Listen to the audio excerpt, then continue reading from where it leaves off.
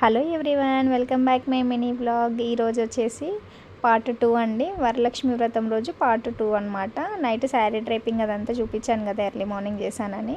దాని తర్వాత మళ్ళీ మార్నింగ్ అంతా క్లీన్ చేసేసుకొని మళ్ళీ ఫ్రెష్ అప్ అయిపోయి స్నానం చేసి పీట పెట్టుకొని అమ్మవారి ఫోటో కలశం అవన్నీ సెట్ చేసుకుంటున్నాను అనమాట. పూజ చేయాలి అని అంటే అసలు దానికి ముందు 1 వీక్ ముందు నుంచి ఎన్ని ప్రిపరేషన్స్ చేసుకున్నా కూడా ఆ రోజు మాత్రం చాలా హడావిడి ఉంటుంది. మార్నింగ్ నుండి చేస్తే ఈవినింగ్ అయింది. అసలు నిజంగా పూజలు వ్రతాలు చేయాలి అని అంటే ఎవరో ఒకరి హెల్ప్ ఖచ్చితంగా ఉండాలి. ఎవరి హెల్ప్ చేయకుండా మనం ఒక్కరమే చేయాలి అంటే చాలా ఇబ్బంది అవుతుందన్నమాట. ఇందులో పిల్లల్ని పట్టుకొని చేయడం అయితే ఇంకా కష్టం. మా బుడ్డోడైతే అన్నీ చదురుతూ ఉండే, పిల్లల్ని వేసుకొని పూజలో కూర్చోవడం చాలా ఇబ్బంది అయింది. మొత్తానికైతే మా అక్క వాళ్ళందరూ వచ్చి పట్టుకుంటే అలా పూజ మాత్రం కంప్లీట్ చేసామన్నమాట. మీరు కూడా వ్రతం చేసుకున్నారా? అయితే కమెంట్ చేయండి.